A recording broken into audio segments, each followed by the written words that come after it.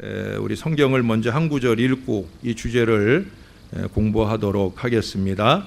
요한 1서 1장 9절 말씀입니다. 요한 1서 1장 9절입니다.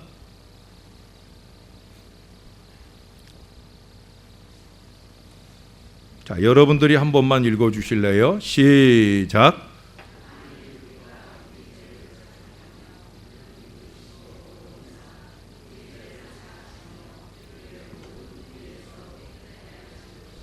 아멘. 예, 여기 보면 만일 우리가 우리 죄를 자백하면, 그러면 그 뒤에 우리 죄를 사하시며 우리를 모든 불의에서 깨끗하게 하실 것이다 말씀하고 있어요.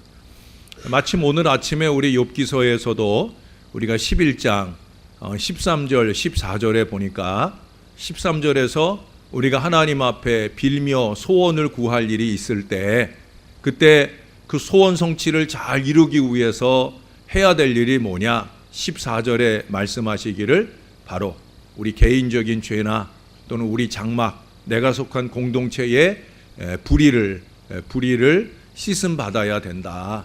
그래서 성결한 가운데 하나님 앞에 기도할 때, 그럴 때 우리 하나님께서 우리의 희망, 우리의 소원을 열어주신다 하는 그런 말씀을 오늘 새벽에도 들었습니다. 회개하면 용서받아요. 여러분, 우리가 불렀던 260장을 전후한 찬송의 주제들이 있죠. 예? 거기에 250장부터 무려 282장까지 32장이나 이 찬송가들의 주제가 뭐냐? 오른쪽 위에 보면 찬송가들의 주제, 위에나 또는 왼쪽이나 오른쪽 위에 보면 주제가 적혀 있어요. 거기 보면 회개와 용서라고 적혀 있어요. 보이셔요? 안 찾아보셨어요? 예, 괜찮아요. 예, 찬송가에는 다 주제가 있어요. 그런데 이 회개와 용서라는 이 주제를 가진 찬송이 250장에서 282장 32장이나 있다고 하는 것은 대단히 많은 거예요. 아마 제일 많지 않을까 싶은데, 제가 뭐 다른 거 찾아보질 않아서 그런데, 여러분 그 앞뒤로 보시면 또 회개와 용서 다음에 이어지는 거듭남, 거룩한 생활, 이런 것들도 다 그 뒤로 이어지는 은혜와 사랑까지도 사실은 이 안에, 이 주제 안에 거의 포함되는 얘기예요. 예. 그런데 회개와 용서를 별개로 얘기하지 않고 회개와 용서를 같이 얘기하고 있다는 거예요. 왜? 회개하면 반드시 용서가 따라오는 거예요. 예. 사람들은 못 그럴 때가 있어요. 상대방이 나한테 잘못했어요 라고 머리 숙이고 다가올 때 내 분이 풀리지 않으면 그러고 용서가 안 될 때가 있어요. 또 상대방은 용서할 준비가 되어 있는데 내가 용서를 구할 마음이 없는 때가 있어요. 사람의 관계 속에서는 그래요. 예. 그러나 용서의, 이제 좀 이따가 배우겠지만, 용서의 가장 근본적인 주체는 바로 하나님이시거든요. 하나님은 언제나 준비되어 있어요. 예? 용서가 준비되어 있어요. 근데 어떤 사람에게 그 용서를 주시느냐? 회개하는 사람에게. 회개하는 사람에게 용서가 준비되어 있어요. 그게 하나님이셔요. 예, 그래서 여기 회개와 용서라는 이 주제는 항상 붙어서 다녀요. 별개로 떨어지는 법이 없어요. 예, 제가 오래전에 목회하던 지역은 아시는 대로 양주 지역이에요. 거기서 이 서울 쪽으로 올라고 하면은 장흥 유원지 또 송추 유원지 입구를 지나서 이렇게 오게 됩니다. 그쪽에는 외식할 때가 많아요. 그래서 이제 여름에 중복 때 이런 때, 소복, 초복, 중복, 말복 때 이럴 때 되면은 우리 교회 중직자들이 저한테 보신탕을 사줄 때가 있어요. 제가 올해부터는 보신탕 안 먹습니다. 제가 보신탕을 이제 안 먹기로 결단하게 된 계기가 있어서, 우리 집에 강아지 키울 때도 내가 열심히 먹었는데 강아지 죽고 난 뒤에 오히려 제 마음이 보신탕하고 마음이 딱 끊어져 가지고 이제는 제가 보신탕 안 먹어요. 그래서 어떤 집사님도 여름만 되면 저한테 보신탕 한두 그릇씩 사주셨는데 올해는 여름 되기 전에 보신탕 대신에 삼계탕을 사주셨어요. 그분은 이제 내가 보신탕 안 먹는다는 거 알고 사주셨어요. 근데 이제 옛날에는 제가 보신탕을 즐겨 먹었거든요. 아주 좋아했어요. 그래서 이제 그걸 알고 제가 전에 섬기던 교회 장로님께서 중복이 돼가지고 저를 그 송추 쪽에 보신탕 집을 데려갔어요.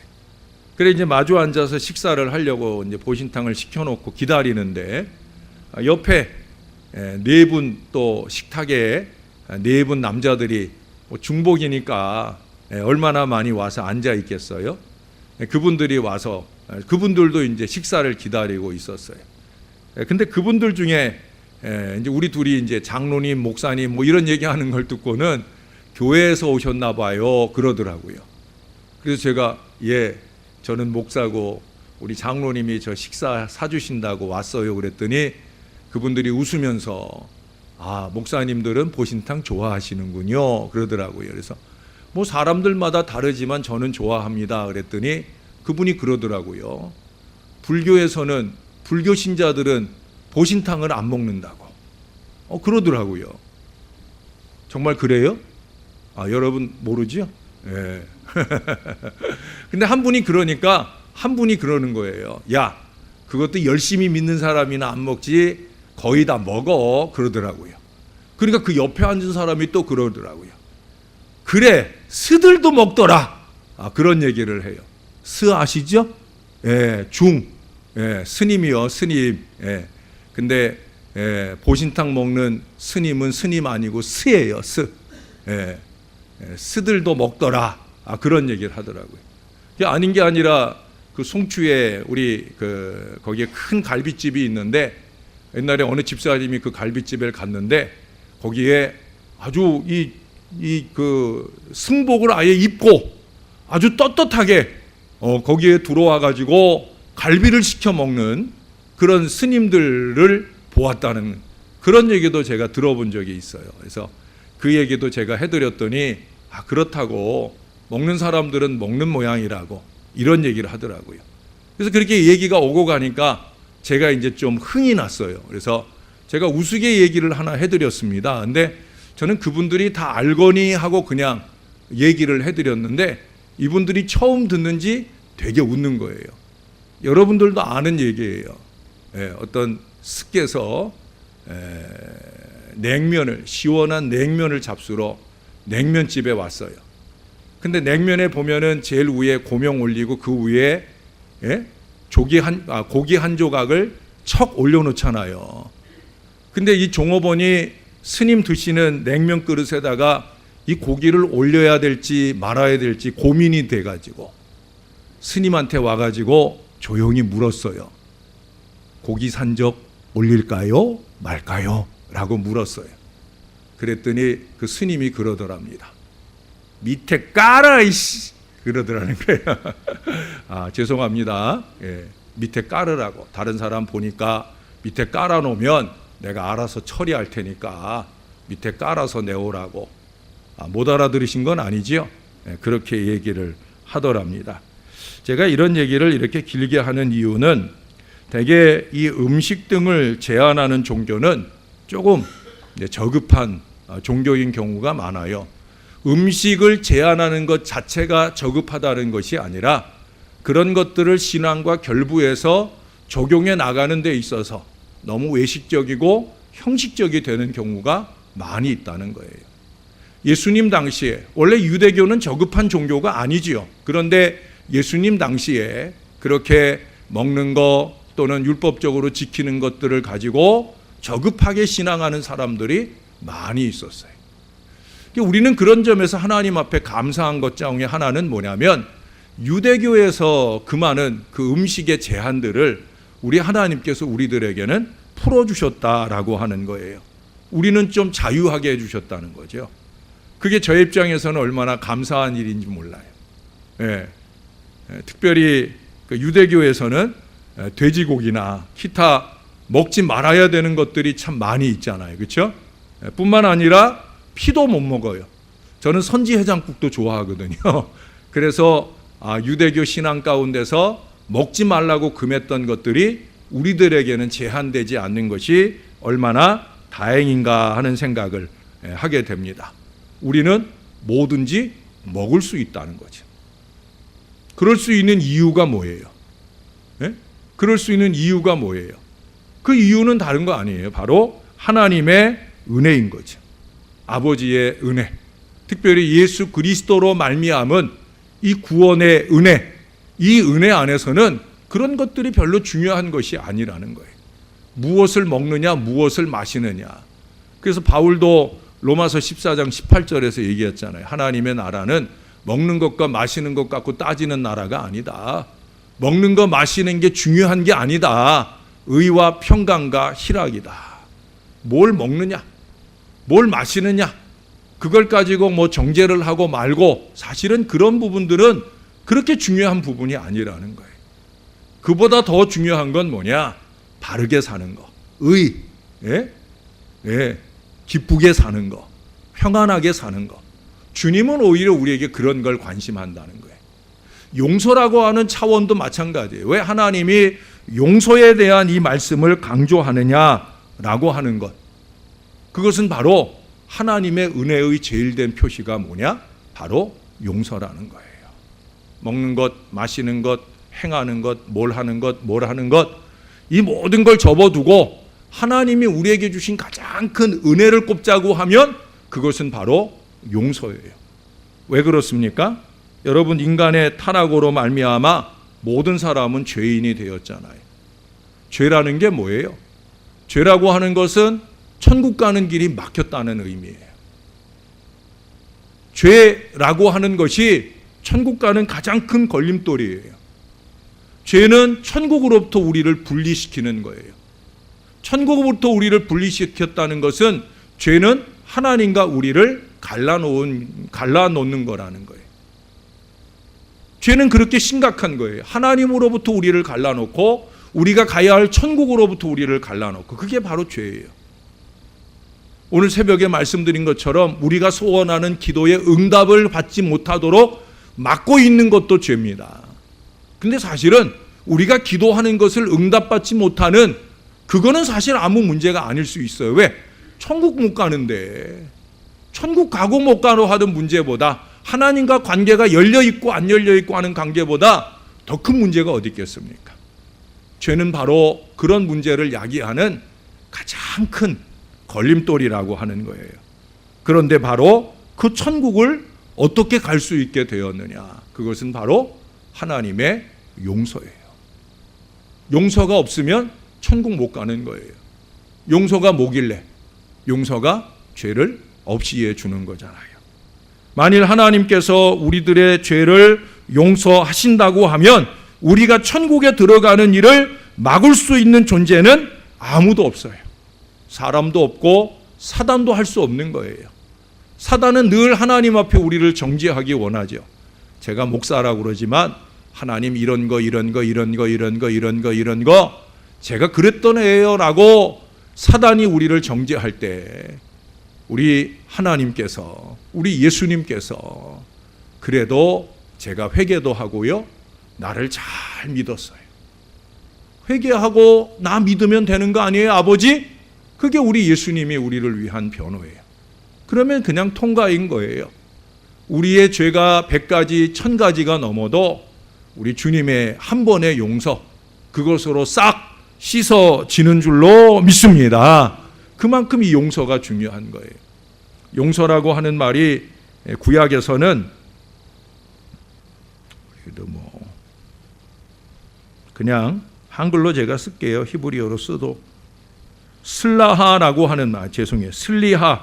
슬리하라고 하는 말이 용서입니다. 용서하다. 슬리하라고 하는 말이 용서예요. 이 말 속에는 몇 가지 의미가 있어요. 첫째는 덮는다라는 말이 있어요. 자, 이게 죄예요, 죄. 용서는 뭐냐? 이 죄를 덮는 거예요. 하나님께서 보시지 않으시도록 이것을 덮어주는 게 용서예요.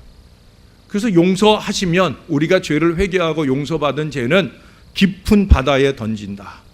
또는 등 뒤로, 하나님의 등 뒤로 버린다. 뭐 이런 표현들을 성경에 보면 볼 수 있어요. 이게 뭐예요? 하나님 눈앞에서 사라진다는 거예요. 우리의 그 추악한 죄악들을 용서라고 하는 큰 보자기로 덮는다라는 의미가 있어요. 또 치운다라는 의미가 있어요. 같은 얘기예요. 네. 좀 전에 제가 깊은 바다에다 치운다, 아니면 등 뒤로 치운다. 다시 주님이 보시지 않도록 정리한다는 거예요. 그것도 치우는데 어느 정도나 치우느냐, 멀리 보낸다 하는 의미도 있는 거예요. 멀리 보낸다. 우리가 구약에 보면 아사셀 염소라는 게 있어요. 누가 염소를 가지고 와서 이제 자기의 죄를 씻고자 할 때 그 염소 위에다가 이 사람의 이런 죄, 이런 죄, 이런 죄, 아사셀 하면서 그 아사셀에게 그 모든 죄를 전가하는 거예요. 그리고 그 염소를 아사셀 염소를 풀어주어서 멀리 쫓아버립니다. 그 염소가 없어지는 것처럼 뭐예요? 이 사람의 죄가 다 멀리 보내진다 하는 이 형식적 의미를 그 안에 담고 있는 거예요. 그게 바로 슬리하, 구약적인 용서의 개념입니다. 신약에 있어서도 마찬가지예요. 신약에서도 용서라고 하는 말이 아피엠이라고 하는 말인데, 아피엠이라고 하는 말인데, 이 아피엠이라고 하는 말 속에도 내내 비슷한 의미예요. 멀리 보내다, 가게 하다, 놓아주다. 그래서 그 죄를 멀리 보내고 그 죄의 사슬로부터 노임받게 하는 것이 아피엠이, 즉 용서라고 하는 말 속에 담겨져 있다는 거예요. 특별히 신약에 와서는 이 아피엠이라고 하는 말이 참 중요해요. 왜? 이 용서의 완성은 누구를 통해 이루어지는 거예요? 예수 그리스도죠. 그래서 예수 그리스도의 속죄와 그 순수한 은혜의 덕분으로 우리가 우리의 모든 죄로부터 분리되어진 것을 의미하는 게 바로 용서예요. 용서라고 하는 것은 죄와 우리를 죄악으로부터 분리시키는, 우리로부터 죄악을 분리시켜 주는 거예요. 그러니 그 죄는 더 이상 우리와 상관없는 거예요. 오늘 아침에도 제가 그런 말씀 드렸잖아요. 이제 다시 세속적 죄악의 문제를 끄집어 올 필요가 없다는 거예요. 죄를 답습하는 어리석음을 범하지 말라는 거예요. 종교 고백을 하지 말라는 거예요. 종교 고백을 하지 말라는. 우리가 주일날에도 우리가 그 사죄의 시간이 있잖아요. 참회의 시간과 사죄의 시간이 있어요. 죄송한 얘기지만 사실은 그 시간 이어지고 나면 그날의 예배 속에서는 또 회개하는 거 아니에요. 우리 장로님들이나 안수 집사님들이 앞으로 기도 준비해 오실 때는 우리 교회가 뭐 다른 예배 때는 사죄 시간이 없잖아요. 근데 우리가 주일 낮 예배 때는 참회, 개인 회개의 시간이 있단 말이에요. 그리고 이어지는 사죄의 선언을 하잖아요. 말씀을 통해서 하나님의 용서를 선포하는 거예요. 그런데 그 다음 기도에 또 회개를 하면 되겠어요? 안 되겠어요? 안 되는 거예요. 그거는 의미 없는 거예요. 이미 우리가 회개할 거 회개했고 용서 다 해줬는데 다시 또 같은 예배 5분 10분도 안 돼가지고 다시 죄를 또 끄집어 와가지고 또 하나님 앞에 들이대는 거는 아까 용서의 의미에 맞아요, 안 맞아요? 사실은 안 맞는 거예요. 다른 예배 때는 필요할 수 있어요. 왜? 다른 예배 때는 따로 회개하거나 사죄하는 시간이 없이 예배하니까 예배하는 그 자리에 왔을 때 한 번 더 회개하고 지난 3일 동안을 정리하고 또 출발하는 게 중요하니까 필요할 수 있어요. 그러나 주일 낮 예배 때만큼은 따로 회개의 기도가 필요 없는 거예요. 왜? 우리가 철저히 참회의 시간, 개인 회개, 또 사죄하는 선언의 말씀도 듣고 그 말씀에 감사 감격하면서 영광송으로 찬송을 올려드렸거든요. 이 예배 순서의 절차들을 잘 이해해야 돼요. 그래서 오늘 아침에도 그런 얘기 했잖아요. 우리가 왕의 자녀가 되었는데 자꾸 죄인처럼 살지 말라고. 죄를 끄집어내가지고 죄책감 속에 살아서도 안 되고 죄를 답습하며 살아서도 안 되고 우리 옛날에 그 다리 밑에서 주워왔다 그런 얘기 하잖아요. 다리 밑에서 주워온 애들은 자기가 다리 밑에 살던 습관 때문에 다리 밑에서 주워와서 양자로 자식으로 삼아줬는데 그 아이는 놀 때 되면 어디 가서 놀아요? 다시 또 다리 밑에 그 시궁창에 가서 풍덩거리고 논다는 거예요. 양자의 자리를 스스로 버리고 노는 거예요. 예수 믿는 사람 그렇게 놀면 안 된다는 거예요. 그래서 오늘날 예수 믿는 사람들이 세상 사람들의 손가락질을 받는다는 거예요. 왜? 용서받았으면 용서받은 사람답게 진실무망하게 최선을 다해 살아야 되는데 그게 안 된다는 거예요. 저를 따라서 한번 선포해 보십시다. 우리는 예수 그리스도의 보혈로 용서받았습니다. 용서받았습니다. 믿습니까? 이거 꼭 믿으셔요. 그리고 용서받은 사람답게 마음으로 삶으로 죄 짓지 않도록 노력하고 살아야 되고, 예? 한 달 전, 두 달 전, 몇 달 전 지은 죄책감 때문에 가슴 아파하면서 살 이유도 없다라고 하는 거예요. 자, 그럼 우리 본론으로 가서 몇 가지 주제를 가지고 공부를 좀 하겠습니다.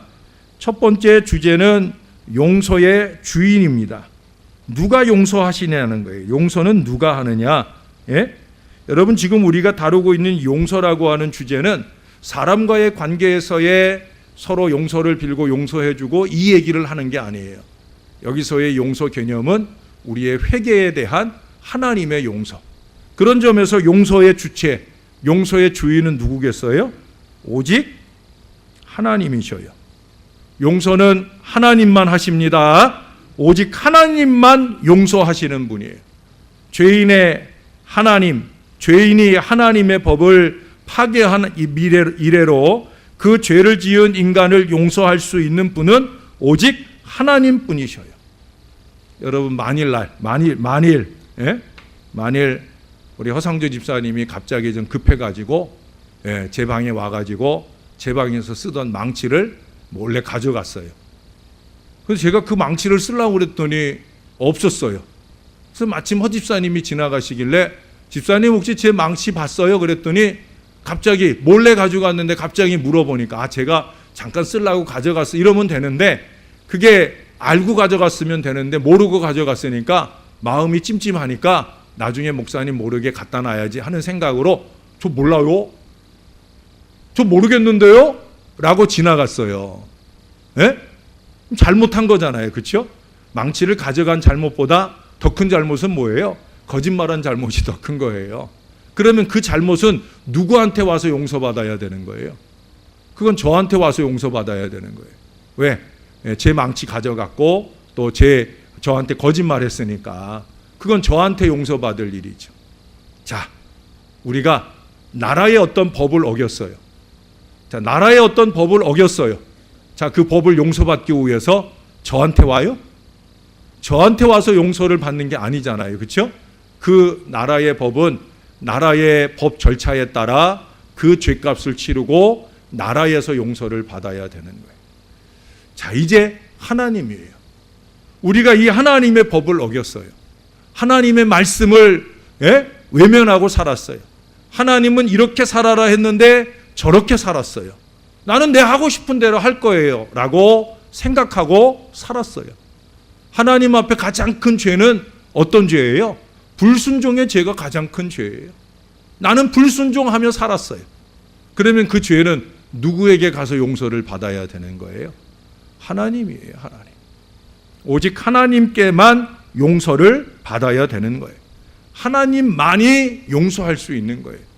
물론 제가 지금 나열한 일들은 예수 믿는 우리들에게서는 중복적인 용서가 필요해요.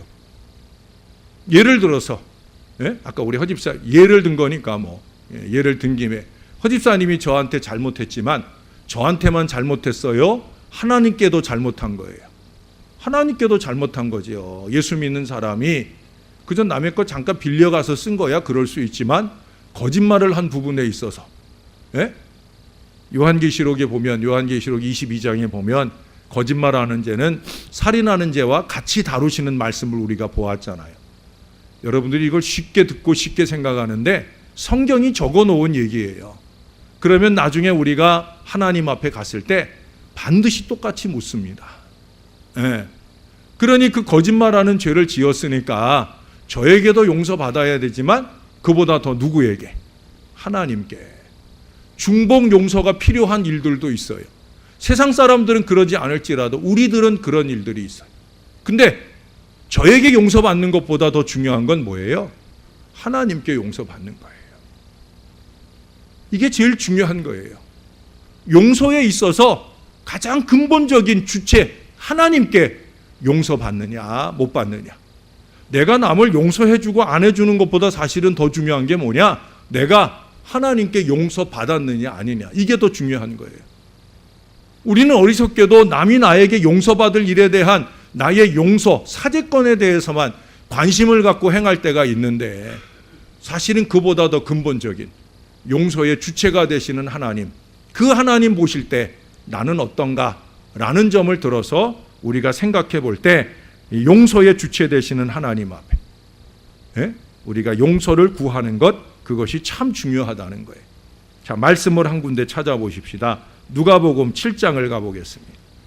누가복음 7장 49절입니다. 48절부터 보지요.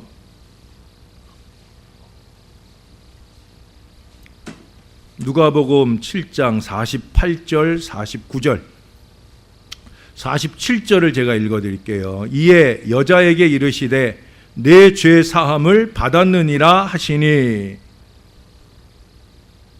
제가 누가복음이라고 안 했어요? 누가복음 7장 48절을 제가 읽었고요. 여러분들이 49절 읽어주세요. 이에 여자에게 이르시되 내 죄 사함을 받았느니라 하시니.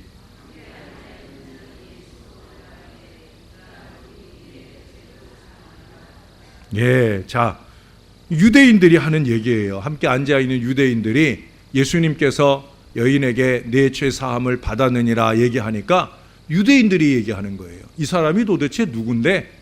예? 이 사람이 도대체 누군데 죄도 사하는가? 이 얘기는 왜 하겠어요? 유대인들의 생각 속에는 죄는 누구만 사하는 거예요? 죄는 누구만 사하는 거예요?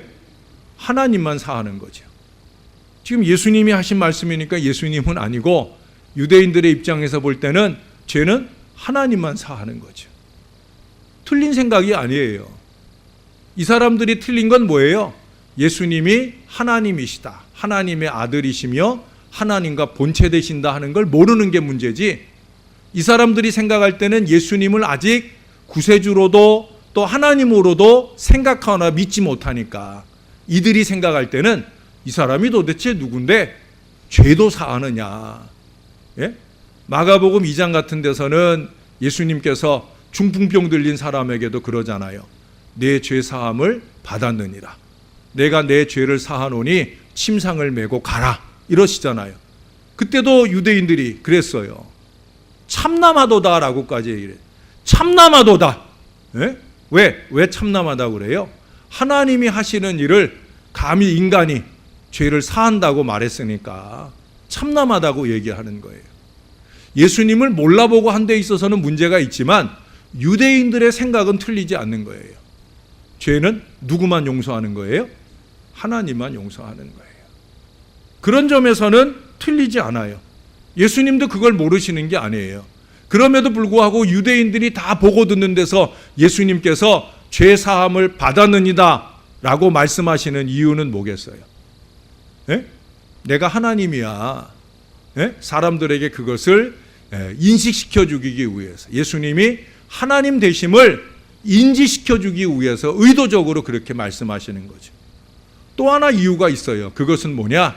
이제 곧 예수님이 십자가를 지실 것이기 때문에 십자가에 달려 죽으시고 부활하시는 그 속죄의 예표로서 예수님은 말씀하시는 거예요. 내 죄 사함을 받았느니라. 그 순간에 예수님은 사람으로서가 아니라 하나님으로서 용서를 하신 줄로 믿습니다.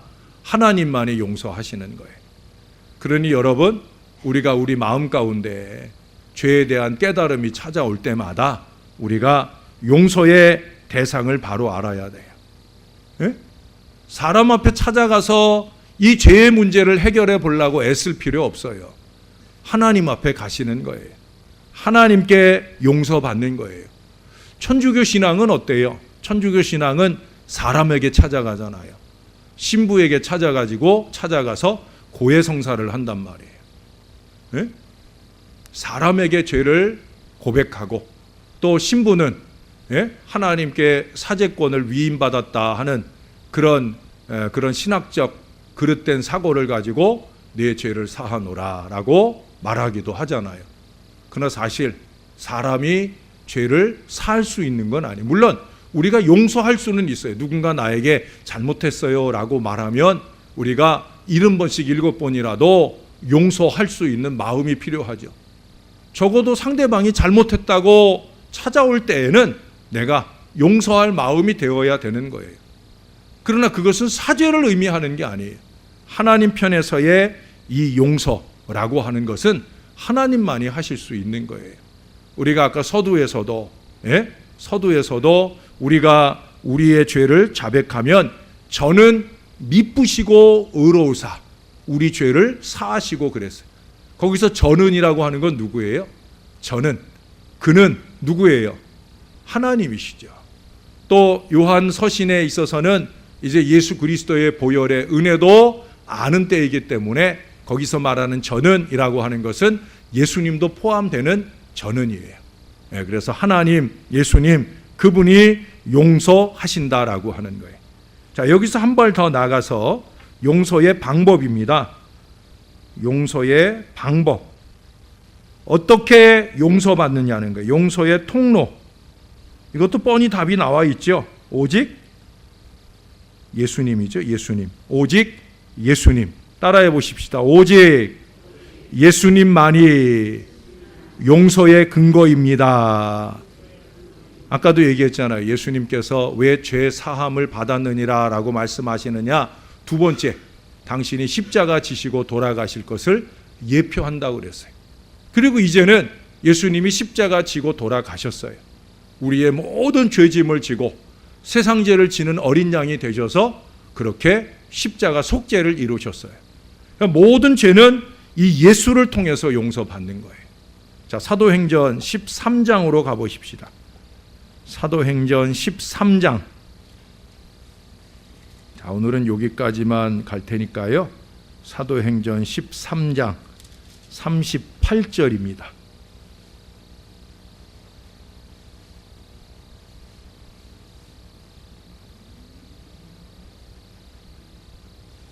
(38절) 시작.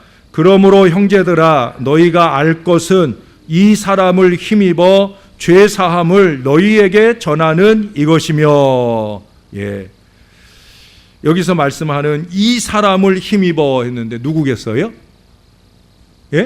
예수님이시죠. 예수님을 힘입어 죄 사함을 너희에게 전하는 이것이며 라고 얘기했어요.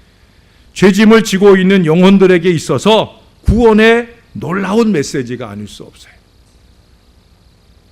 예수님은 앞서도 얘기했지만 개인적으로 끊임없이 많은 사람들에게 내 죄 사함을 받았느니라 이 선포를 자주 하셨어요. 그것은 하나님으로서 하시는 것일 뿐만 아니라 예수님 스스로 바로 이 속죄의 통로, 용서의 통로로서 이 말씀을 선포하셨다라고 하는 말씀입니다. 예수님은 오늘날 모두 또 각자에게 용서하실 준비가 늘 되어 있다고. 그래서 제가 서두에 말씀을 드린 거예요. 그러니 우리는 주저할 것이 없어요. 언제 어느 때라도 우리 주님 앞에 회개하고 용서받아야 되는 거예요. 회개와 용서의 자리는 특별하게 정해 있는 게 아니에요. 뭐 이처럼 예배하는 자리에서나 또는 어디 기도원 가서나 또 어디 부흥에 참석해서나 이렇게 용서나 회개가 정해진 자리가 있는 것이 아니라는 거예요. 장소나 상황에 근거하는 것이 아니라 오직 예수 그리스도의 보혈을 통해서만 저와 여러분이 용서받는 줄로 믿습니다. 그래서 우리가 부른 찬송들, 회개와 용서에 대한 찬송들을 한번 쭉 보세요. 250장부터 그 뒤로 제가 오늘 아침에 찬송을 어제 고르면서도 회개와 용서 안에서 찬송을 고르려다가 그 뒤에 거듭남에 가서 찬송을 골랐는데 거듭남에 대한 찬송들도 다 마찬가지예요. 그 모든 내용들 속에는 반드시 포함되는 내용들이 있어요. 그게 뭐예요? 바로 예수님의 보혈이에요. 주의 보혈. 그 보혈의 은혜로 저와 여러분이 용서받는 줄로 믿습니다. 하나님은 어느 때든지 예수 그리스도를 통해서만, 예수 그리스도에 의해서만 용서하시는 거예요. 그래서 우리가 엔크리스토 해야 되는 거예요. 그리스도 안에 있으면, 그리스도 안에 있으면 생명의 성령의 법이 저와 여러분을 구원하는 은혜에 이르게 될 줄로 믿습니다. 언제나 그리스도 안에서 이 풍성한 용서를 받은 사람답게, 오늘 아침에 얘기를 또 한 번 더 하는데 죄송합니다. 제가 말미에 우리 기독교는 희락주의다. 금욕주의도 아니고 쾌락주의도 아니고 우리는 희락주의다. 왜 희락주의냐? 언제 어디서나 기쁘고 즐거울 수밖에 없는 이 신앙 인생을 살게 되는 이유는 뭐냐? 우리가 회개할 때마다 용서해 주신다는 거예요. 내 안에 기쁨이 사라졌다라고 하면 그 기쁨이 사라진 가장 근본된 이유는 다른 데 있지 않아요. 다른 사람들이 날 괴롭혀서거나 또는 그 다른 어떤 또 다른 이유가 있어서가 아니에요. 바로 내가 하나님 앞에 용서받은 은혜와 감격이 없을 때 나는 기쁠 수가 없는 거예요. 사랑하는 여러분, 희락의 종교 기독교 안에서 희락의 백성으로 살기를 원하신다고 하면 크고 작은 모든 죄를 회개하고 떨쳐내고 주님의 용서로 풍성한 기쁜 인생들이 다 되시기를 예수님의 이름으로 간절히 축원합니다. 기도하겠습니다. 오늘 예배 마치고 우리 당회에 있는 거 다 기억하시죠? 우리 장로님들 잠깐 모이겠습니다. 우리 다 같이 한번 기도하실 때 간절한 마음으로 하나님, 내가 좀 더 성결하게 살기를 원합니다. 크고 작은 많은 죄, 이제는 죄가 습관이 되어 내 입술을 통해 삶을 통해 죄가 점철되는데도 깨달을 순간을 만나지 못합니다. 말씀을 대할 때마다 죄를 깨닫게 하시고 깨달은 죄악을 회개할 믿음의 마음 주셔서 용서받고 행복하게 살게 해달라고 다 같이 기도하겠습니다.